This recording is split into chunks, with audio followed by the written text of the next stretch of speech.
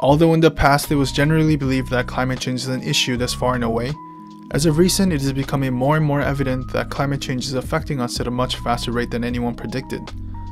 California has had its most destructive wildfire on record this year. Many countries are constantly finding new highs in temperature, and some island nations and cities near the water are facing the threat of inhabitability as the Arctic is melting at an exponential rate. However, despite the overwhelming evidence that climate change will soon affect every each one of us, to the general public, climate change isn't a topic discussed any more than it has been before. I admit that some viewers of this video may already have strong interest in climate change or even be involved in organizations that aim to mitigate its impacts. However, to the large part of the population, many of us may not necessarily have personal interest in the topic. Even to those of us who may be aware of and acknowledge the existence of climate change, it strangely feels like a distant issue, not something we need to be concerned about in our daily life. There is a feeling of obligation to reduce carbon dioxide emission, but not necessarily the motivation to do so.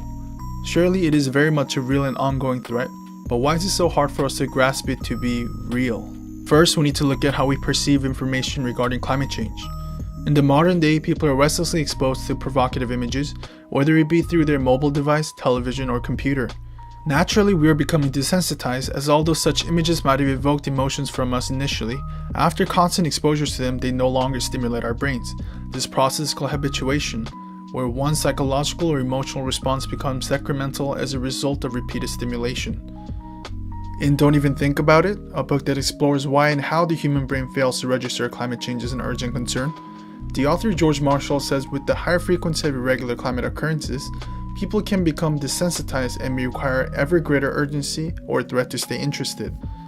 In other words, he's suggesting the idea of the increasing number of natural disasters making people less attentive to the changes in the climate, as a higher frequency is setting the bar higher for the brain to become stimulated.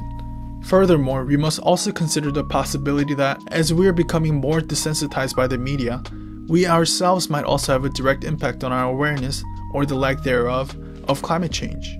In 2012, when Hurricane Sandy damaged and destroyed countless number of homes in the east coast of the United States, Seabright, a small town in New Jersey, in particular was severely affected. When the mayor of Seabright, Dina Long, was questioned about plans regarding federal action on climate change, her response was, quote, "We just want to go home, and we will deal with all that lofty stuff some other day." It was found that even the victims of natural disasters, those who were directly affected by climate change, were just as unlikely, if not more, than a regular person to assess the reality of climate change. This behavior is a prime example of how our coping mechanism operates. George Marshall explains in his book that, quote, "People yearn for normality and safety, and no one wants to be reminded of a growing global threat." Meaning that as climate change becomes closer to reality, not only will we become less attentive to it, but also potentially show tendencies of subconsciously avoiding to think about climate change as an attempt to psychologically establish a sense of normality and safety. This is a behavior that is dangerously close to outright denial and has the potential to become detrimental to climate activism. Currently, many scientists are presenting the likelihood of humans soon becoming unable to have any influence on mitigating damages of climate change, which is why it is more important than ever for people to make their personal contributions. However, if our cognitive biases prevent us from perceiving the concept of climate change to be a realistic threat, we'll be failing to take the very first step to ameliorating the climate change crisis, which is the comprehension of the problem, thereby the acceptance of it. So next time you come across climate change, whether it be in a YouTube video your friend shared on social media, an article that popped up on your feed, or doing a news report, try to see if you can consciously analyze how you're digesting the information. Ask yourself, how much of that did I pay attention to? Did I let the information get to me? And did what I just watched feel real?